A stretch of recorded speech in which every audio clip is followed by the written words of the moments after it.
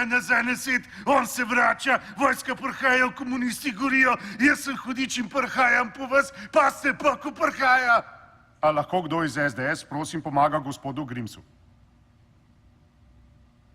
Ni treba, da bi mu kdo od nas pomagal. Mi smo že navajeni na to.